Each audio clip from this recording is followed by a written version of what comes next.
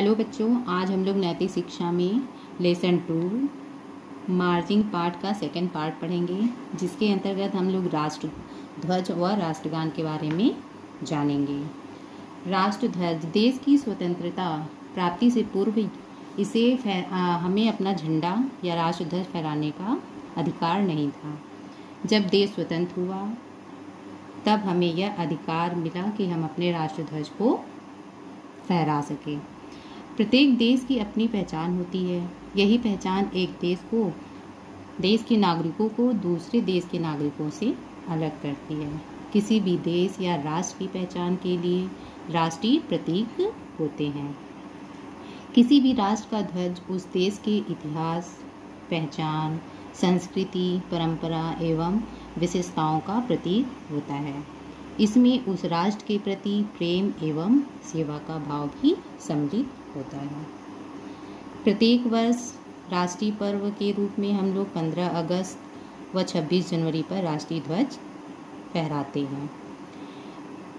भारत की संविधान सभा ने 22 जुलाई 1946 को इसे अपनाया था। राष्ट्रध्वज की पहचान कैसे करेंगे?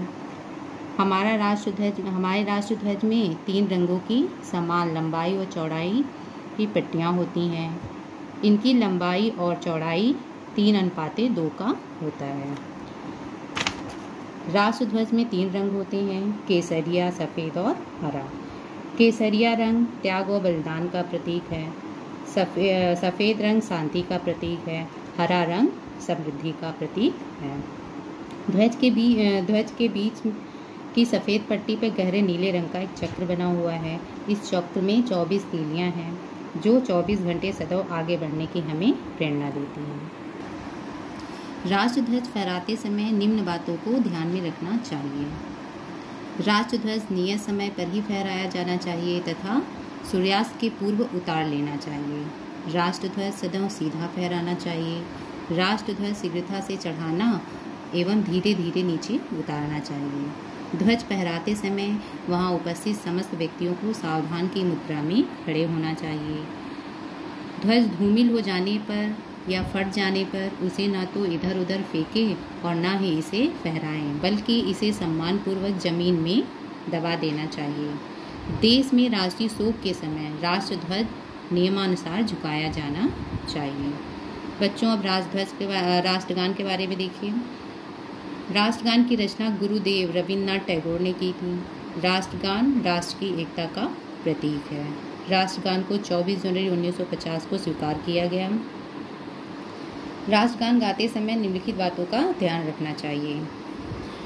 राष्ट्रगान के समय सावधान की मुद्रा में खड़े होना चाहिए। राष्ट्रगान गाते समय न हिले डुले और न बात करें। राष्ट्रगान सही गाएं। राष्ट्रगान का सम्मान करें।